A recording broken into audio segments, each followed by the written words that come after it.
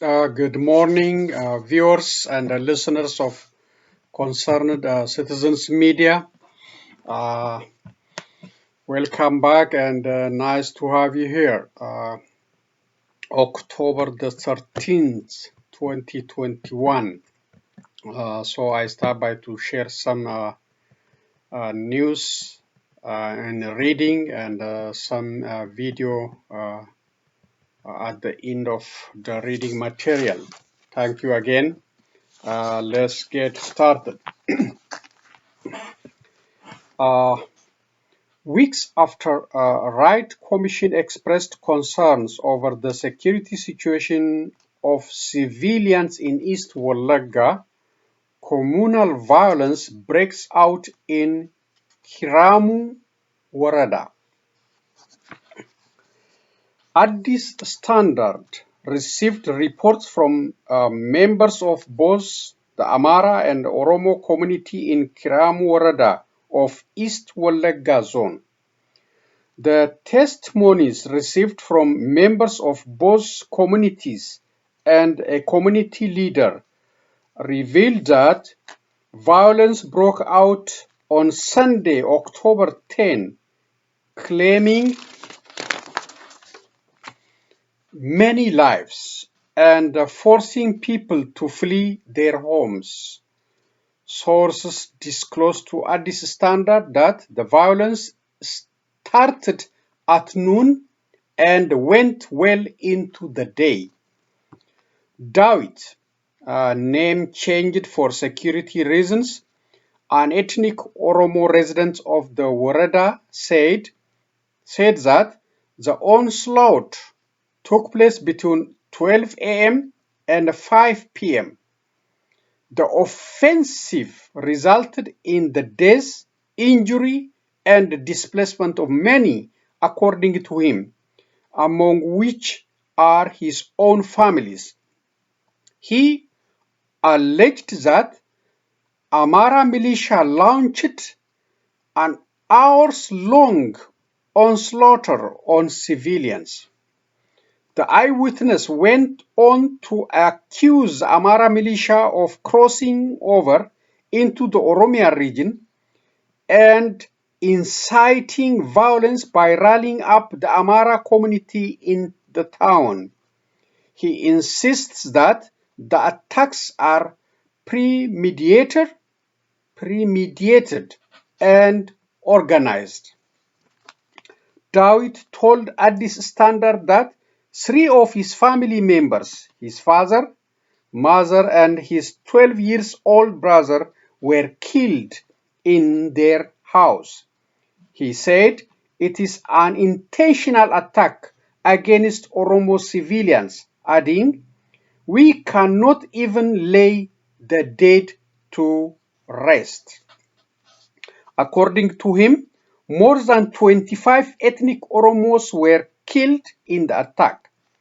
He narrated, "They forced money out of town and killed them, and they are also torturing those they didn't kill." He narrated the event. "They came in large numbers, armed with heavy artillery.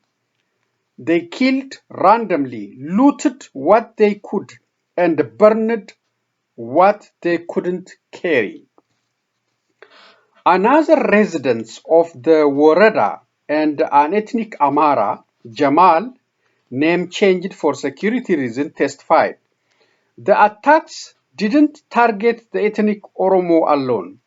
It is rather a conflict between Oromo and Amara residents," he claims. The Oromo Liberation Army, OLA, operating in the area may be behind the attack.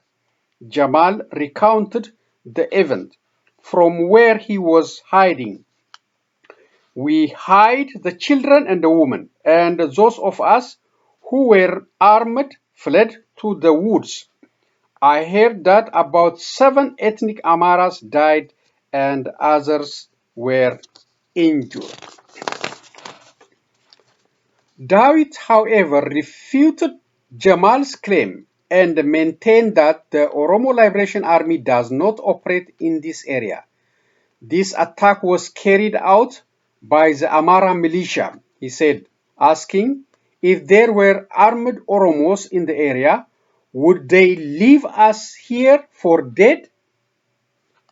An elderly and a community leader of an Amara origin detailed how the attack unfolded. He recalled the withdrawal of Oromia Special Forces from the area on Wednesday, 4 days before the attack. We asked the authorities to stop the withdrawal of the special forces from the area, but they did, he added. Shooting ensued shortly after, claiming the lives of many civilians, majority of which were Oromos.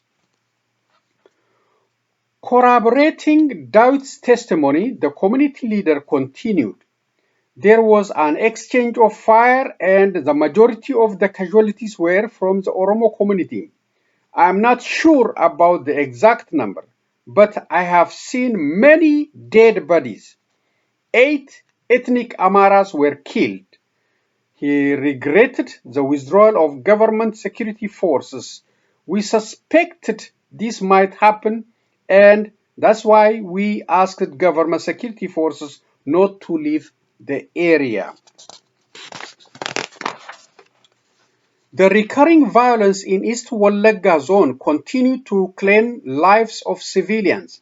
This attack comes weeks after the Ethiopian Human Rights Commission expressed concerns over the security situation of civilians in the Kiramu Woreda in East Wellega zone of Oromia Regional State following the September 17 and 18 attack that killed 18 people in Boka Kabale.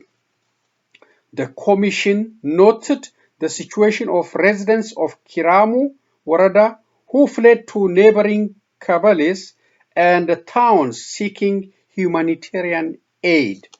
Addis Standard reached out to the administrator of the Kiramu Woreda, Dasta Tiki, for comments, which he replied by saying, I cannot comment unless I receive a direction from the government to give comment to a specific media organization.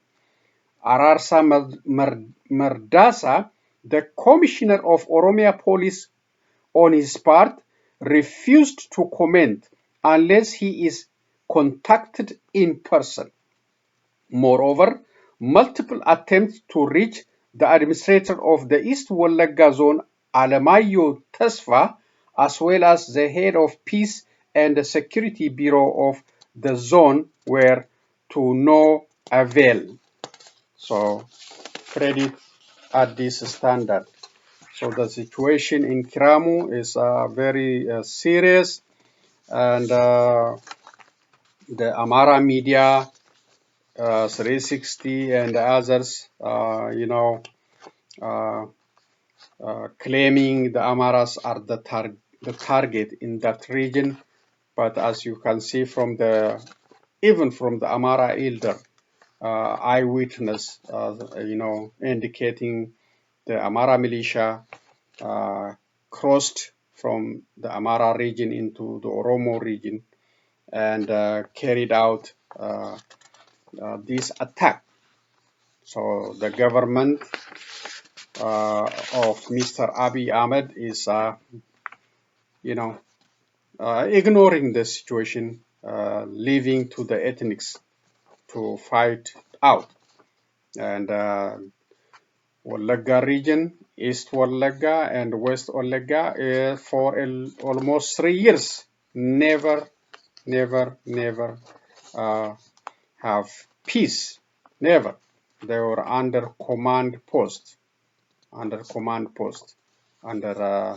federal army, Oromia Special Force for almost 3 years. So now the Amaras are crossing the border and creating deaths and injuries, and also the burning of Oromo properties. So this is a very serious situation, and the government doesn't know how to handle.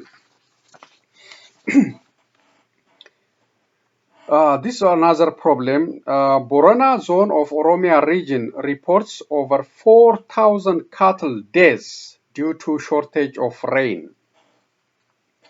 More than 4,000 cattle have died in the Borona zone of Oromia region due to shortage of biannual rain. Residents of the Borona zone of Oromia region told VOA Amharic that cattle have died because of shortage of rain in the fall and winter season.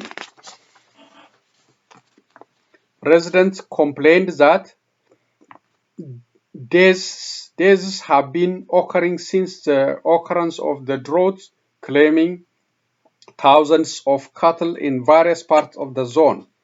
The Borona Zone Livestock Bureau, on the other hand, said over 4,000 heads of cattle have died so far, and more than 9,000 are at risk of dying. Fukaro Goru is a resident of Arero Worada in Borona Zone who said, because it didn't rain the past few months, many cattle have been dying in many areas of the zone.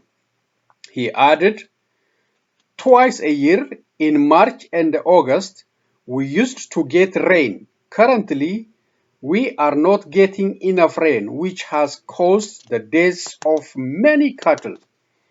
In all waradas of the Borona zone, there is no rain, grass, and the land is very dry. People are very terrified.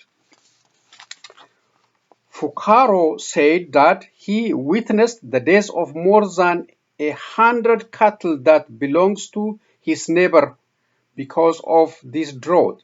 So far, we haven't seen any support from the government, he said. Qasim Guyo, PhD, head of Livestock Development Bureau of Borana Zone, explained that the absence of rain for the past 2 seasons was the major cause of the damage. More than 4,000 cattle have died so far, he said. Qasim recalled that the zone notified the Oromia Regional State Livestock and the Fishery Agency of the situation over a month ago. According to Qasim, the highest cattle death score is registered in Baltale Worada, where more than 1,486 cattle died. He added that 992 cattle died in Dello Worada, 496 in Muro Worada, 219 in Arero, 216 in Gucci Worada, and 118 in Yabello Worada. He explained that a total of 4,164 cattle have died from 1,916 households. Unless it rains or necessary aid is provided, more than 9,000 cattle are at risk of dying. Qasim said while disclosing that his office is still waiting for the response. Because the situation was not handled timely, the catastrophe is increasing from day to day, he underscored. Liban Kabada, the head of Borona Zone Disaster Prevention and Preparedness Bureau, stated that his office is working to engage NGOs based in the zone to address the situation. Our zone has more than 6 million cattle, most of which we cannot provide with food, he added. The Oromia regional government is working to save 10% of the total cattle, which are highly productive. By engaging the NGOs, we distributed fodder to 5 waradas. contrary to an earlier report by Addis Standard that revealed that 4 deaths occurred in the region related to shortage of food. Liban insisted that there was no harm to human lives resulting from this drought. He also added, our bureau is carrying out a diligent follow-up on the matter. On her part, Amina Abdurrahman, PhD, the head of Oromia Regional State Livestock and Fishery Agency, confirmed that the regional government was aware of the drought in the Borana zone. The regional council has approved the budget allocated for fodder, but the purchase is awaiting paperwork, she added. A committee composed of professionals is set up to research the type of fodder as well as suitable solution promising. The process will be completed soon and the fodder will be made available in less than a week. Residents of the Borana zone who spoke to Addis Standard said that food aid by humanitarian agencies was not consistently delivered for the past 2 years in the arid areas of the zone, where the largely pastorate community is suffering from food insecurity related to drought and shortage of fodder.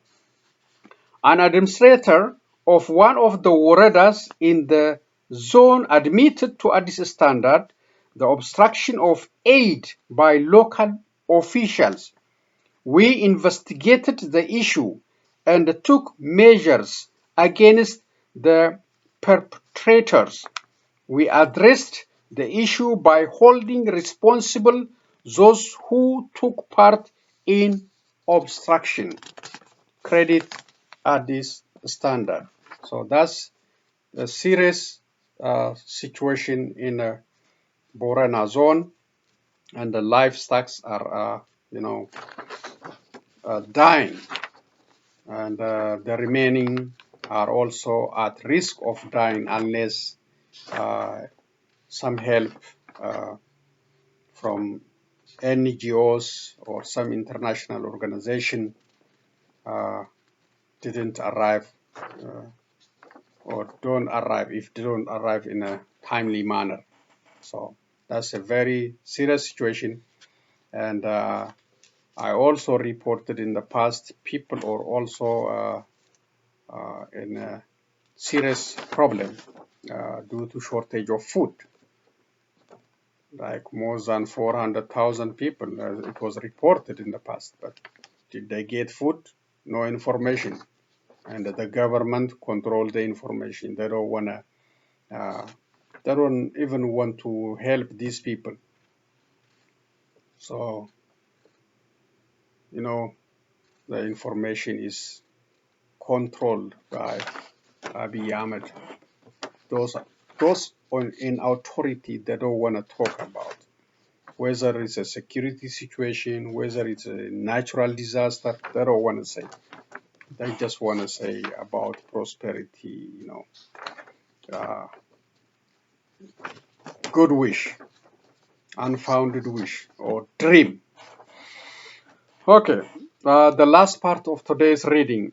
This is a high-level meeting on Ethiopia. The below is attributed to spokesperson Ned Price.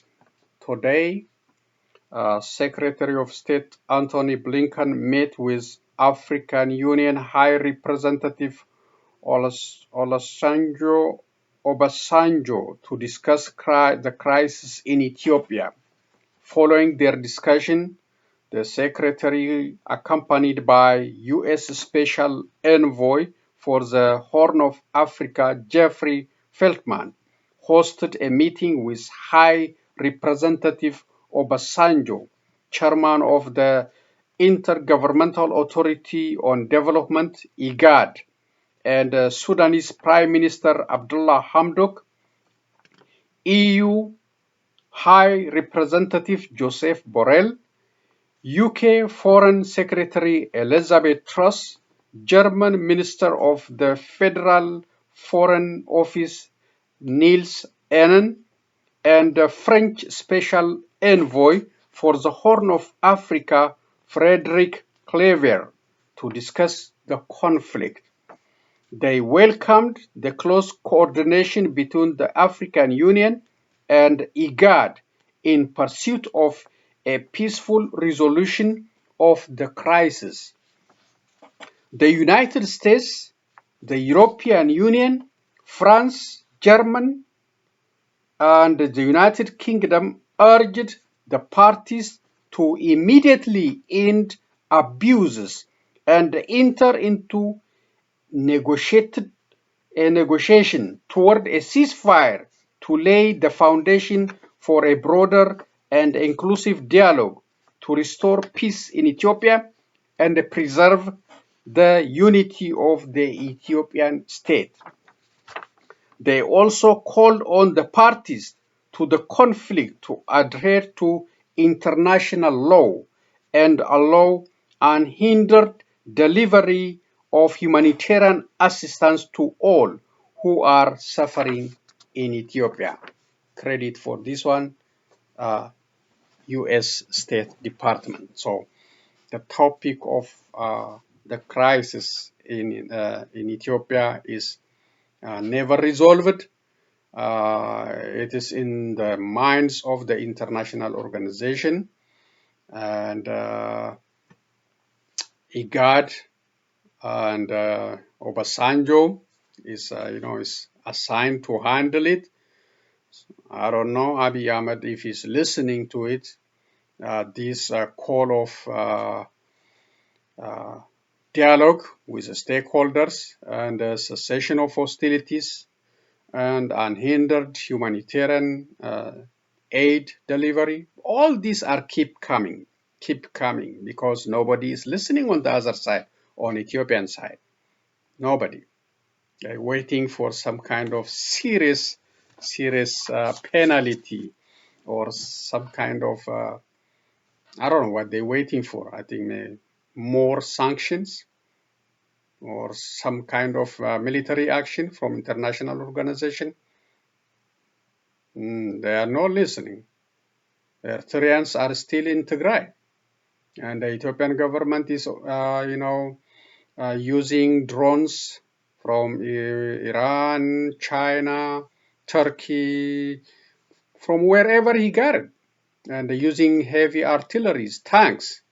And instead of listening to what is the IGAD is saying, what the European Union is saying, or what the United States is advising them, end this war through dialogue, through reconciliation, and open your government for all stakeholders in that country. But he is not listening.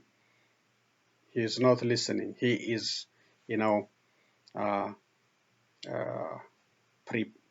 ready to win this war through force, through whatever resources he has, human resources and financial resources, and spending the country's money on purchasing heavy tanks, drones, and other artilleries, instead of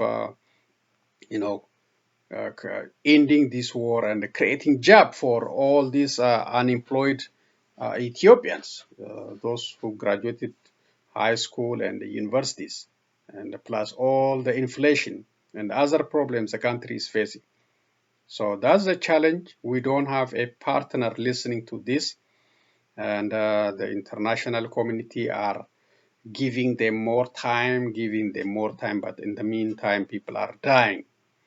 People are dying through artillery shells and aerial bombardment. So we need immediate solution. I think possibly from United Nations, if not from European Union and from the United States. We need to resolve this. And these people are, the Ethiopian government is not listening.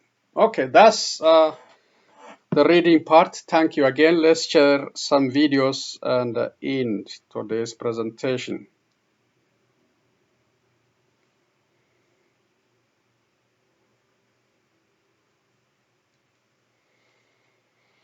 There we go.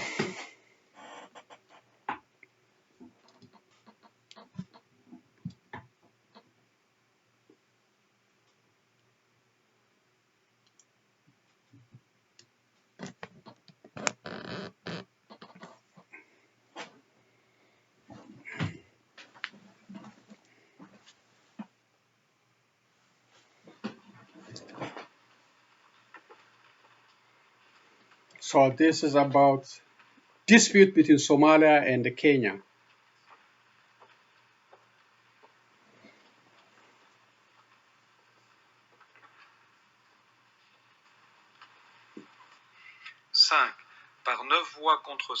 For these reasons, the court, 1. unanimously finds that there is no agreed maritime boundary between the Federal Republic of Somalia and the Republic of Kenya that follows the parallel latitude described in paragraph 35 above. 2. unanimously decides that the starting point of the single maritime boundary delimiting the respective maritime areas between the Federal Republic of Somalia and the Republic of Kenya is the intersection of the straight line extending from the final permanent boundary beacon, PB29, at right angles to the general direction of the coast with the low water line. It seems they are in favor of Somalia, rejecting Kenya's claim.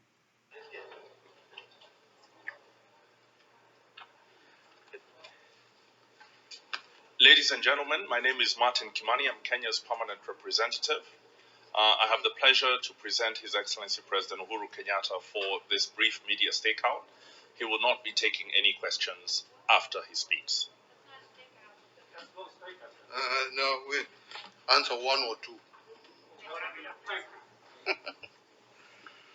Right, good afternoon, ladies and gentlemen, and let me speak to you briefly in my national capacity now.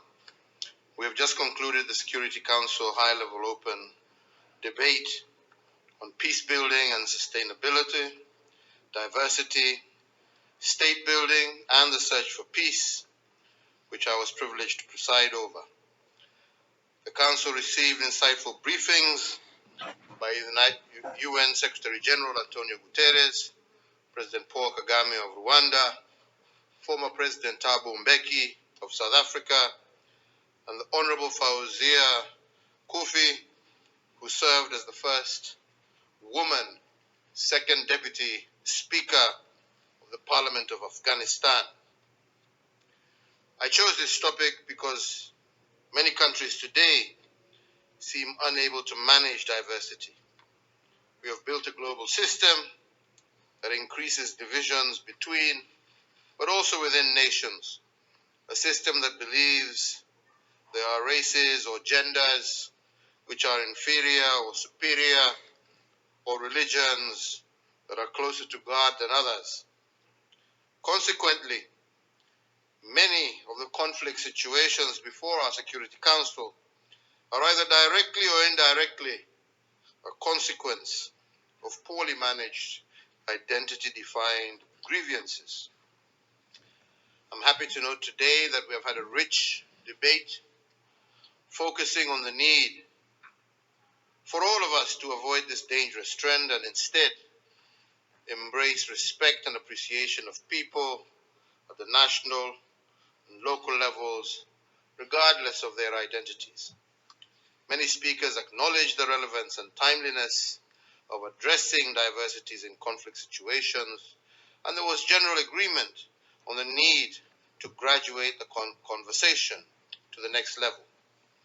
There was also a strong call to build politics of cohesion that strengthen confidence in public institutions and afford all citizens a sense that the state and its efforts fully embrace their diversity. In my statement, I stated our famous handshake experience in March of 2018 with the leader of the opposition in Kenya to underscore the centrality of political innovation that places the safety, unity, and prosperousness of citizens above any political rivalry. At the national level, I recommended for countries to place constitutional and legislative safety nails on political competition to guard against exploitation of identity or to divide and create enmity between citizens, between regions, between nations. We also call for an education system that encourages critical thinking and a strong awareness of the importance of contributing to social peace and unity. At the multilateral level, we call on the United Nations and its peace-building initiatives to embed the appreciation of diversity and cohesion as a core deliverable in capacity building to strengthen states. Further, we also emphasize the need for a collaborative approach between states and the United Nations system, which mainstream media and technology companies owning social media platforms to counter hate speech and incitement. In the coming weeks, we will be exploring ways in which we can work together with other council members to advance this important conversation in the interest of international peace and security. Thank you. Mr. President, James Bailey, Al Jazeera. Can we get your comments on another important development, which is your reaction to the International Court of Justice ruling, which clearly favours Somalia? Will your country respect the court's ruling? I think all I will say on that is the ruling has just come out. I need to go through it. Came out while we're in the session, but definitely before the end of the day, you'll be hearing my statement on that particular issue. Mr. President, Sherwood Rice from South African Broadcasting. A question on Ethiopia. Despite calls for an immediate ceasefire, an inclusive political dialogue in that country, we are now getting reports that fighting has resumed on all fronts. You might have seen that the United States has established a framework to impose sanctions on individuals that are fueling this conflict. Is it time for Washington to apply those sanctions in that framework? What's Kenya's position on the way forward? I think our position, which is the position of the African Union, is that we will continue to seek dialogue on all sides. We will continue calling for an immediate cessation of hostilities by both sides.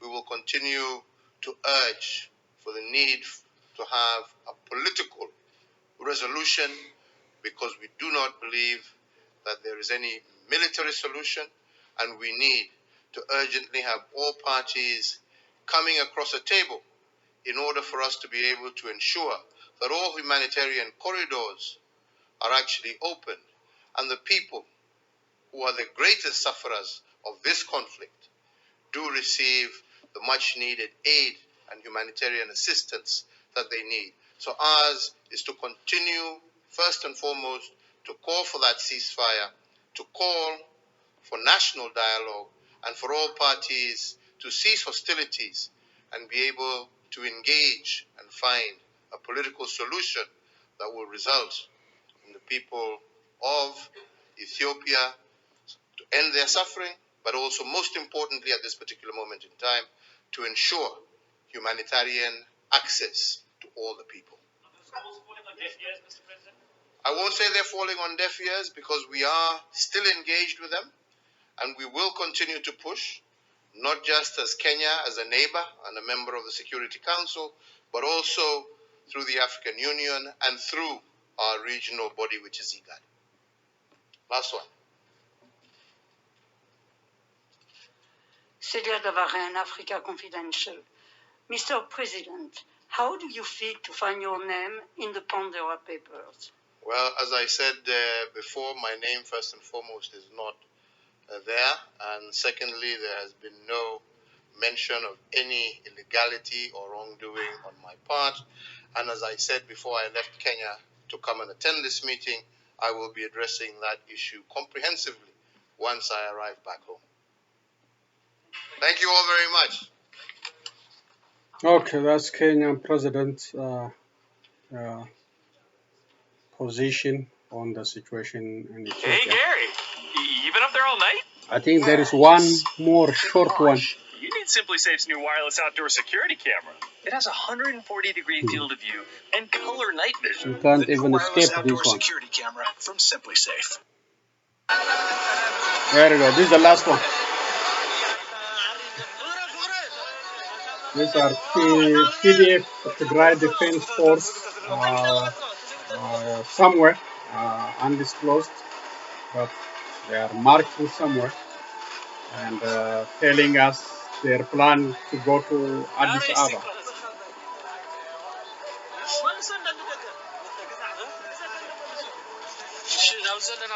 No information about the location and you know. አዲስ አበባ እንደርሳለን። አዲስ አበባ 4 ኪሎ እንገባለን። አንገባም እንዴ?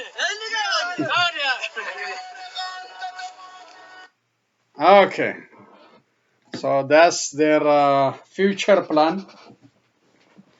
They are working on it, and we are following, we are watching all the events, and we report to you. So that's all the update I have for you. Thank you again for spending your time with Concerned Citizens Media. Please subscribe to my channel, share it with a friend and family, and like it, comment on it. I appreciate that.